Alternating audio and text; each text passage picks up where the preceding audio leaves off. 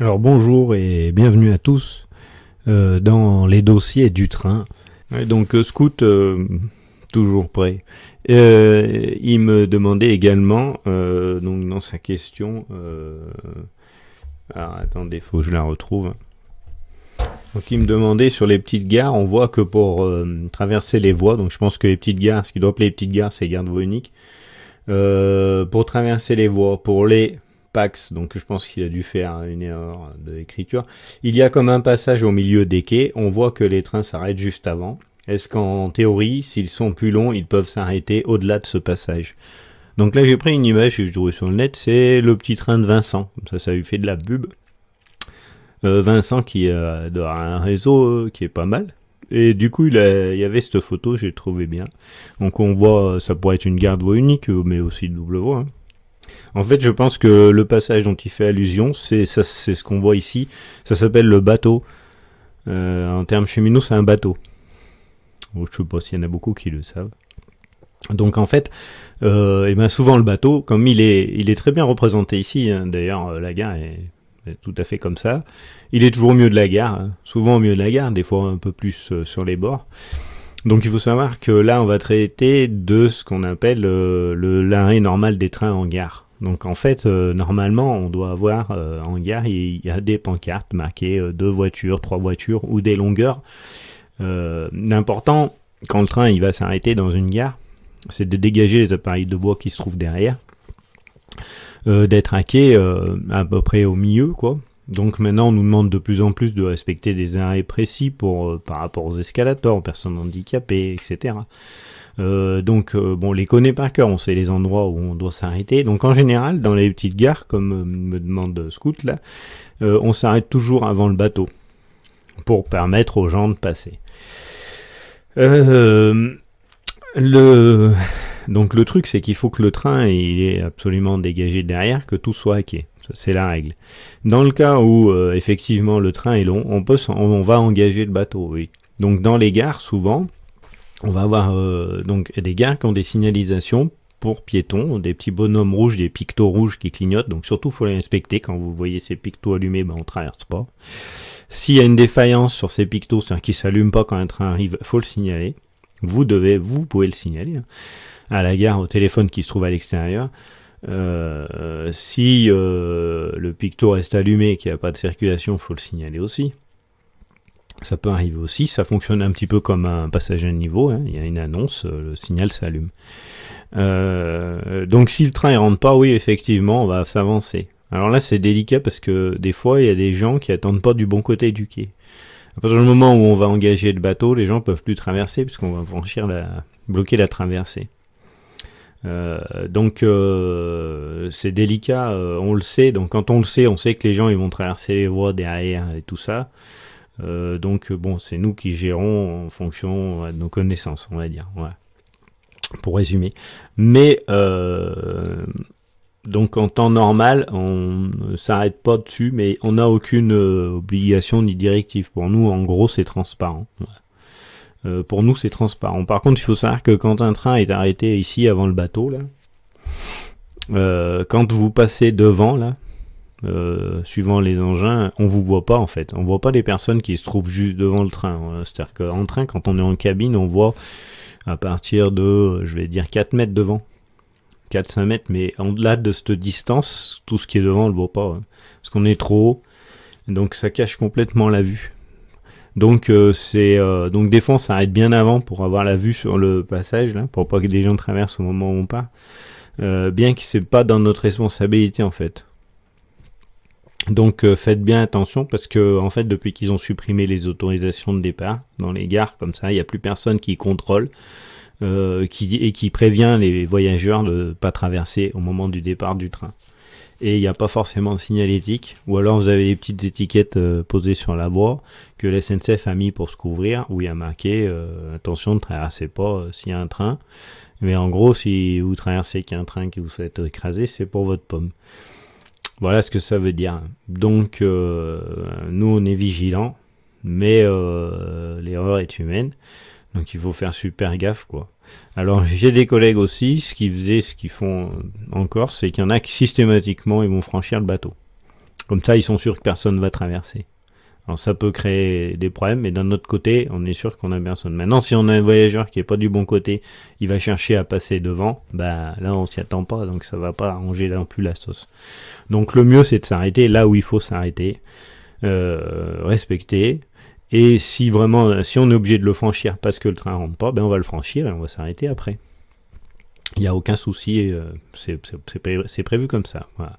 Après, on essaye de s'arrêter de façon, normalement on le fait, sauf erreur, mais on s'arrête de façon, donc c'est pour ça qu'on a des fois des pancartes pour nous indiquer l'endroit où on doit s'arrêter, de façon à pas mettre une porte au niveau du bateau, puisque la marche elle va être haute. Alors ça aussi ça peut arriver, c'est pour ça qu'on a une signalétique jaune là où il y a des bateaux. Vous verrez, il y a une grosse signalétique jaune. En fait, c'est aussi pour attirer l'œil des voyageurs qui descendraient si la porte se trouve au milieu du bateau, parce que la marche va être haute, ben on peut tomber. Donc du coup, la vue de ces bandages jaunes peut nous dire, ah bah tiens, là il y a danger. Donc voilà pour le bateau. Alors, hop, on change de décor. Sympa. Raphaël, il m'a parlé un peu de Figeac, donc bon, ça va pas concerner tout le monde, mais je vais quand même en dire deux mots concernant la carrière de Bagnac. Donc la carrière de Bagnac, il faut savoir que elle donnait du bon ballast qui servait pour le TGV. Hein. C'était un ballast de très bonne qualité. Donc elle a perdu l'agrément. Bon, déjà pour commencer, la desserte se faisait par Figeac, donc par le sud. Quand la gare de Figeac a brûlé, ça a commencé à être très compliqué parce qu'il fallait qu'il monte à Aurillac par la ligne de Brive pour redescendre ensuite. C'était le bordel. Du coup, ils ont perdu l'agrément, apparemment, de ce que c'est dit, et apparemment maintenant, donc après, il n'y a plus de desserte de train. Et apparemment, là, ils mettent carrément la clé sous la porte. Alors, est-ce qu'ils n'ont pas repris l'agrément ou est-ce que c'est parce que la gare de Figeac est cassée et qu'on veut plus faire passer les trains par là-bas? Je sais pas. En attendant, ils mettent la clé sous la porte. C'est grave quand même. Hein. Mais bon, ce qui est grave, c'est surtout de laisser pendant des années une gare fermée, une gare de jonction, uniquement parce qu'on n'a pas un poste pour faire circuler les trains. Donc pour moi, c'est minable. Minable dans le sens où il y a des années en arrière, on n'aurait pas mis longtemps pour restaurer ça. Minable dans le sens où on dit, ben non, on peut pas parce qu'il faut mettre des signaux, faut mettre des appareils. Quand il n'y avait pas les signaux, les trains circulaient. Mais je vois pas où il est le problème. Mais bon, maintenant, il faut plus faire confiance à l'humain. Donc voilà, il suffit de mettre un carré, un date. Je vois pas où il est le problème. Hein. Quand la ligne elle est ouverte, et quand il n'y a pas de circulation entre Cap-de-Nac et Acier, donc la ligne qui va de Brive à Rodez, ou Toulouse, au-delà de Cap-de-Nac, et ben quand il n'y a pas de circulation dessus, on ouvre le signal et on fait passer le train. Voilà. Je vois pas en quoi il y a un danger quelque part. Mais bon, c'est comme ça. Donc on va attendre quelques années. Normalement, en 2023, le poste il devrait être fini. Le poste à Figeac, hein, parce que la gare a été rachetée par la région. Donc le bâtiment est sauvé, parce que c'est un bâtiment classé, donc il est sauvé, il est racheté par la région. Ils vont faire des magasins, je sais pas ce qu'ils vont faire dedans. Il y aura un guichet quand même, mais le poste de commandement, lui, des aiguilles, va être reconstruit à côté, un petit poste.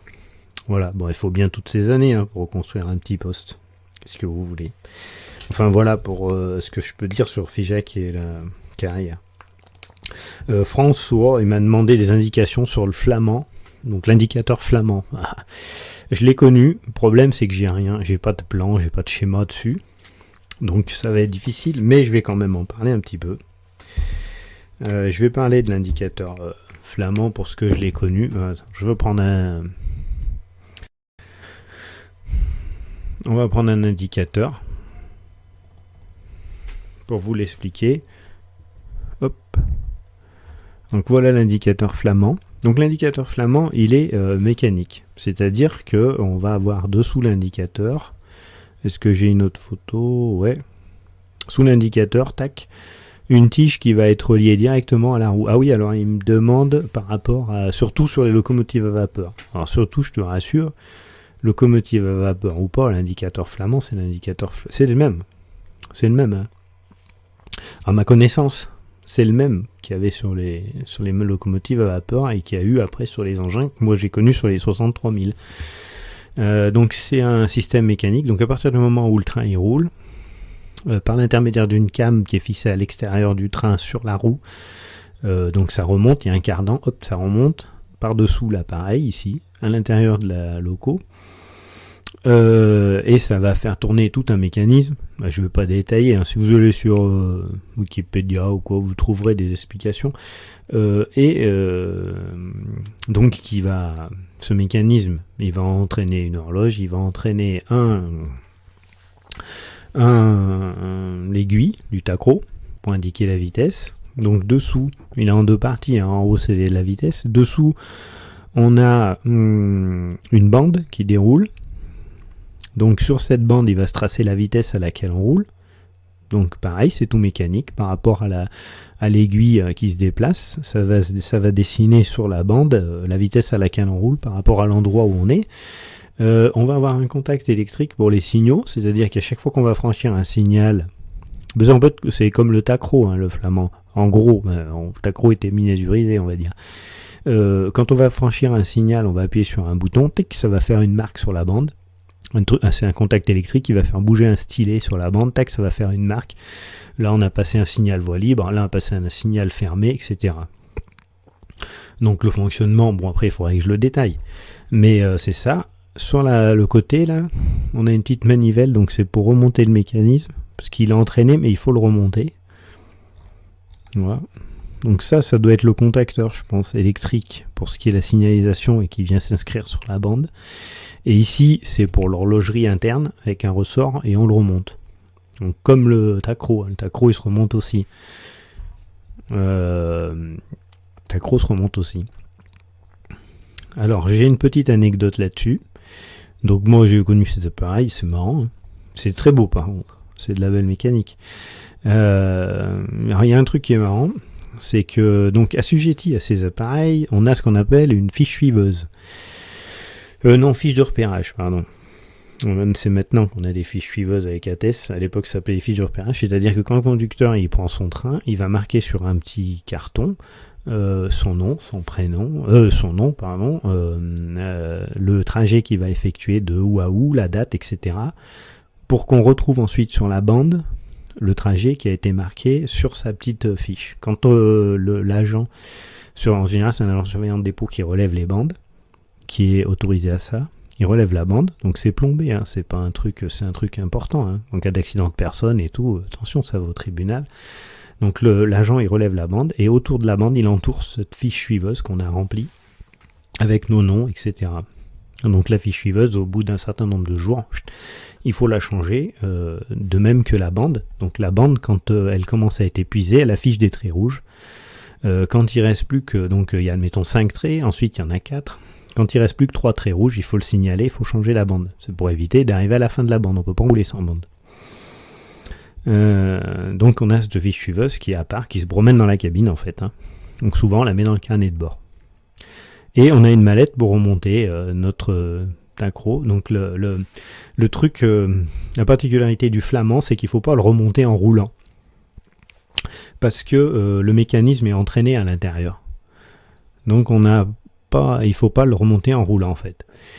Et moi ça m'est arrivé une fois que je faisais des trains de travaux justement. On m'avait donné à 63 000. Et donc j'ai fait l'erreur. Je savais pas pourquoi en fait, mais j'ai remonté mon tacro en roulant, mon flamand en roulant, comme un imbécile. Alors que normalement ça se fait à la préparation de l'engin. On voit ici hein, les engrenages à l'intérieur là. Et en fait, je sais ce que ça fait maintenant, c'est que la bande là à l'intérieur, elle s'enroule mais n'importe comment. Ça part tout en vrille. Il n'y a plus rien qui peut s'inscrire dessus. La bande elle est complètement bousillée parce que ça doit arrêter de faire rouler ça fait tourner des rouleaux en même temps dans un sens et dans un autre. Ça fait un bordel. Pourtant ça force pas en remontage.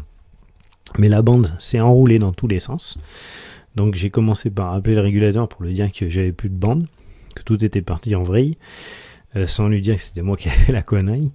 Et 5 minutes après, j'ouvre la fenêtre et un coup de vent, la fiche suiveuse la fiche de repérage s'envole par la fenêtre, donc avec le nom de tous les mécanos qui étaient passés avant. Donc tout s'est envolé par la fenêtre. Donc je rappelle le régulateur en disant eh ben j'ai plus de fiche de repérage non plus, je viens de tout perdre. Donc ouais, c'était pour la petite anecdote.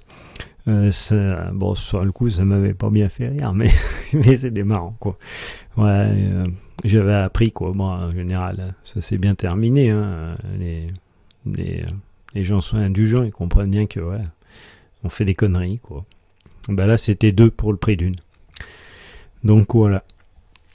Voilà pour la question de François. J'espère lui pouvoir montrer 2-3 trucs. Voilà.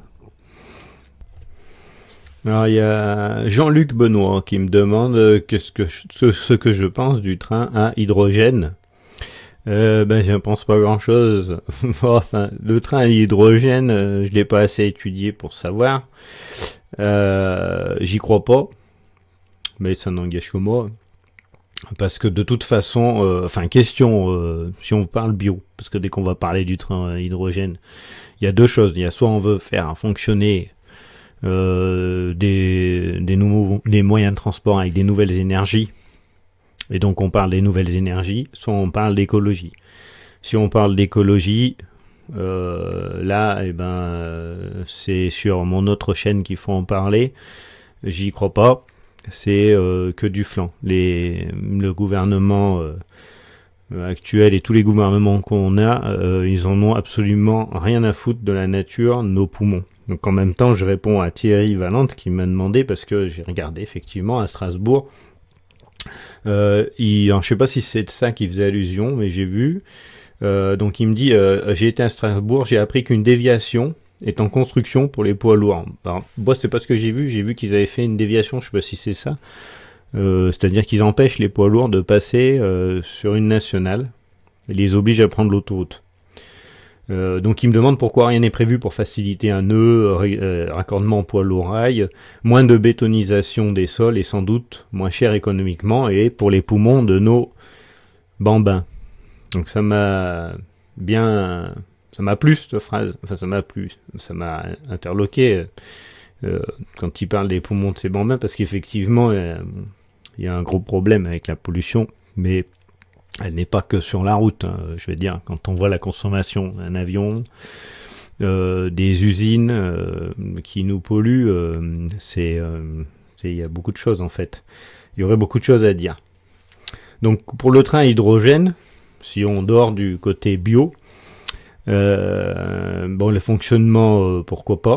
Ce qui, je m'interrogeais plus, c'était par rapport au plein, pour les remplir. Parce que il faut des stations pour remplir l'hydrogène, donc ça veut dire si on met les trains à l'hydrogène, ça veut dire qu'il va falloir adapter tous les dépôts à des stations hydrogène, avec des pompes pour mettre pour l'hydrogène, je suppose, hein, je vais pas étudier plus que ça. Je vous réponds comme ça. Donc là, je me disais, oulala, ça va coûter du pognon, et je l'ai déjà mettre juste en place un appareil pour qu'on puisse remplir les sablières, ça leur demande 3 ans avec 1 an d'études, débloquer des fonds, des budgets pour juste remplir les engins avec du sable. Je me dis modifier tout le truc, alors que tout vient d'être fait à neuf dans les dépôts pour refaire le plein de train et l'hydrogène, j'y crois pas. Au sein de la SNCF, ils vont pas faire ça maintenant, hein. Dans les dépôts. Moi j'y crois pas. Donc voilà le truc qui m'interrogeait. Maintenant, en dehors de ça, faire rouler un train à hydrogène, ouais, pourquoi pas, hein. Ils veulent bien faire des camions avec des batteries, des camions électriques qui existent, donc pourquoi pas faire rouler un train à l'hydrogène. Mais au niveau, par contre, question impact écologique, c'est zéro, faut oublier, le gouvernement n'en a absolument rien à foutre. Son objectif, c'est de faire du pognon, hein. Donc là, je le dis clairement, que ça plaise ou pas, c'est de la fumisterie, et tous les trucs écolos, c'est de la connerie. Et voilà, je suis défenseur de la nature et de la santé de tous, je vois ce qui se passe, donc je vous le dis, non, ça j'y crois pas. Donc voilà, et pour répondre à Valentierry, ben c'est le même principe, hein, quand on parle d'écologie et que d'un autre côté on supprime les trains. Effectivement, les poids lourds, ils ont rien à foutre sur les routes. Je parle des poids lourds internationaux, ou par exemple des poids lourds qui vont traverser le pays pour aller d'Allemagne en Espagne. Tout ça c'était sur les trains avant, hein. Je veux dire, un train c'est une locomotive qui tire 3000 tonnes. 3000 tonnes de marchandises, ça fait un paquet de camions. Et il n'y a qu'un moteur en tête. Donc au niveau écologie, il n'y a même pas à discuter. Sans compter qu'on est capable de faire des trains de marchandises à 140, qu'on fait plus, des messageries. 140 à 120. Un train à 140 pour faire un Lyon-Marseille avec sa marchandise, il va pas mettre longtemps. Donc c'est énorme. Donc sans parler de ça, mais on désengorge les routes parce que c'est plus possible de circuler sur les routes tellement qu'il y a de camions. Il faut bien comprendre. Et le gros truc, la grosse différence, bon pourquoi? Parce que les camions ne payent pas les patrons, hein, je parle pas des chauffeurs de camions qui sont pour rien, mais les grands patrons des entreprises routières, ils payent pas la route, hein. C'est nous qu'on leur paye. Alors qu'au chemin de fer, c'est le train, c'est l'entreprise privée, elle va payer un péage pour circuler sur la voie, donc elle va payer l'entretien de sa voie. Donc elle pourra jamais être concurrente, c'est pas possible. Elle sera toujours plus chère. De toute façon, dès qu'on commence à parler d'argent et d'écologie, on n'est plus dans l'écologie. Le train, c'est un bien public, c'est un service public. On n'est pas là pour parler d'argent. Il faut savoir ce qu'on veut. Si on veut transporter des marchandises en respectant la nature, nos enfants, voilà. Ou alors, on en a rien à foutre et on veut faire du pognon. Un camion, ça use du pneu, ça use de l'essence, ça use du gasoil, etc. Ça rapporte. Le train, ça leur rapporte pas, c'est pour ça qu'ils ont tué le fret. Et quand on tue le fret, on tue le train. Parce que, comme je l'ai expliqué avant, c'est pas le voyageur qui va faire vivre le train. Le voyageur, il sera jamais rentable. Déjà, les billets sont énormément chers, ils sont beaucoup trop chers, je trouve. Mais c'est les entreprises qu'on devrait faire payer, mettre beaucoup plus de fret, faire payer plus les entreprises à ce moment-là, mais même ce qu'elles payaient déjà, ça rapportait déjà beaucoup, et ça permettrait de faire payer, d'avoir des billets de train pour des gens, et qui soient moins chers, abordables, de façon à ce que ça revienne moins cher que la voiture, et que les gens prennent le train plutôt que de prendre leur voiture. Et là, on aurait des vraies actions écologiques. Mais ça, forcément, il faudrait que les gars les 40 là qui se regroupent, les gars du 40 qui se regroupent, il faudrait qu'ils acceptent de vendre leur yacht, leur baraque au bord de mer qui respectent pas les lois littorales, etc. Et qu'ils arrêtent de se faire du sucre sur notre dos pour ça. Et là, c'est pas du tout la tendance. Si c'était le cas, et ben forcément, on aurait un service routier de proximité, on va dire, même pour les voyageurs, par exemple, c'est-à-dire les taxis à demande pour amener les voyageurs en gare avec leurs bagages, ou des transports de bus pour les enfants d'école ou les enfants qui partent en voyage. Quand je vois que les enfants partent en voyage, ils vont visiter Clermont-Ferrand et qu'ils prennent un bus, alors qu'on a des trains. Je trouve ça absolument aberrant, surtout dans une région où c'est dangereux l'hiver, par exemple. Alors qu'on pourrait très bien faire un service train-bus, c'est-à-dire ils arrivent admettons, à la gare de destination, hop, un bus il vient les chercher pour les emmener à leur lieu de visite. Et ben on ferait pareil pour pour les transporteurs. Les grosses marchandises sont acheminées les grosses marchandises, on les achemine avec les trains sur les longs trajets et ensuite on finit d'acheminer par camion. Pour répondre à cette question, c'est pas compliqué, il suffit de regarder la série que j'ai fait sur un voyage au cœur du volcan avec Didier Château. Tout est dit. Tout est dit. On voit la destruction qu'il y a eu au niveau du transport de marchandises. C'est pas la peine d'en ajouter, on le sait. À Aurillac, on avait par exemple Aurillac, il y avait une station, une raffinerie d'essence, c'est-à-dire qu'on amenait l'essence en train et on avait des réserves. Aujourd'hui, tout passe par la route et tout a été supprimé, volontairement supprimé. Il n'y a aucune excuse, il n'y a rien qui peut justifier la suppression de ce transport. Les établissements jambon à Murat, je l'explique dans Voyage au cœur d'un volcan, dans le 4 ou dans le 3, je sais plus, Ils l'ont mis dehors. C'est lui, le patron, qui a été leur demander, leur dire, mais je veux que vous me transportiez. Ils lui ont dit, bah alors c'est le double. Eh ben pas de problème, je paye le double. Eh ben non, finalement, on le fera pas quand même. Ah, et dernièrement, ils ont démonté l'aiguille. Donc l'aiguille Amura, elle y est plus. Donc de toute façon, même s'il voulait, il va plus transporter. C'est volontaire. Donc il faut pas venir me parler d'écologie, de service ou quoi. Non, leur but, c'est de faire supprimer le train pour avoir un maximum de camions sur les routes, parce que ça leur rapporte. Voilà pourquoi. Il n'y a pas d'autre explication, et ils ont aucune excuse. Voilà pour ce petit aparté déplaisant. Dire ça, parce que peut-être beaucoup d'entre vous penseront que je suis extrémiste là-dessus, que j'ai pas j'exagère. Mais non, la réalité elle est là, et ayant commencé ma carrière dans le fret, ayant beaucoup travaillé dans le fret, et même avant étant enfant et fils de cheminot, j'ai vu, je sais ce qu'on faisait, et puis même sans être cheminot ni fils de cheminot, il suffit de regarder un petit peu l'histoire pour se rendre compte de voir cette dégringolade, elle est visible de toute façon. Vous prenez votre voiture sur les grands axes et vous allez vite comprendre. Voilà pour ça. Roger me demande, est-ce qu'il y a eu des locomotives à vapeur en France qui ont utilisé du fuel comme moyen de chauffe? Oui. Alors, je suis pas un spécialiste là-dedans. Donc, c'est une question pour mes abonnés spécialistes, là. Vous pourrez lui répondre. Je crois que c'est la 141R qui a circulé au fuel lourd. Je crois qu'on a appelé ça du fuel lourd. Hein. C'était presque de l'huile, un truc très gras, pour alimenter les machines. Mais je pourrais pas en dire plus. J'ai pas étudié là-dessus, Roger, je suis désolé, mais je sais que ça a circulé. Hein. Après, je peux pas dire plus. Je vais dire des conneries. Je pense à des trucs, mais je suis pas sûr. Voilà. Donc je sais pas. Voilà, je sais pas plus. Jean-Michel Garcia, il m'a demandé, là c'est pas une question directe, c'était pour les essais, expliquer les différentes étapes des essais BP1, KV, BVA, Radio Sol-Train, etc. En gros, c'est ce qu'on appelle la PC, la préparation courante de l'engin moteur.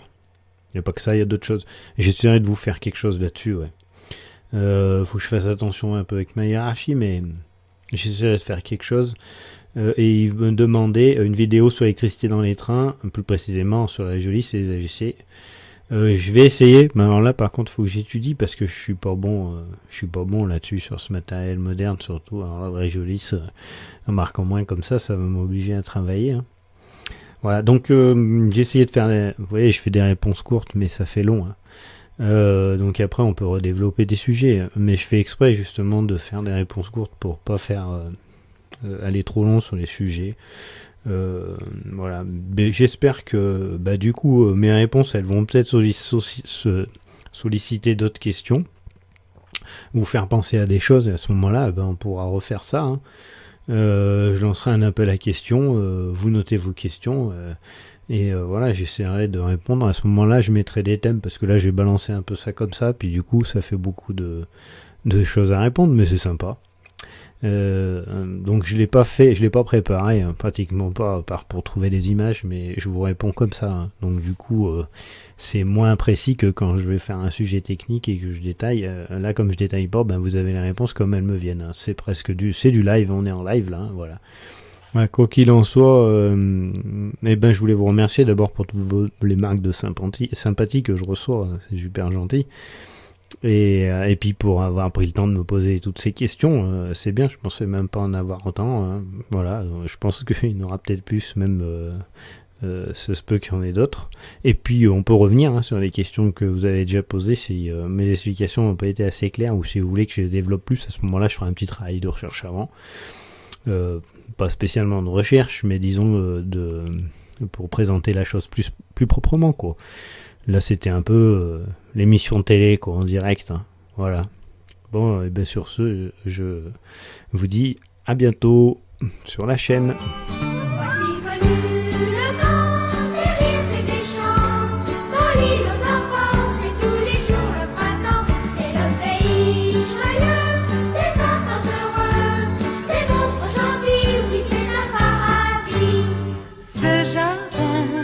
N'est pas loin, car il suffit d'un passion.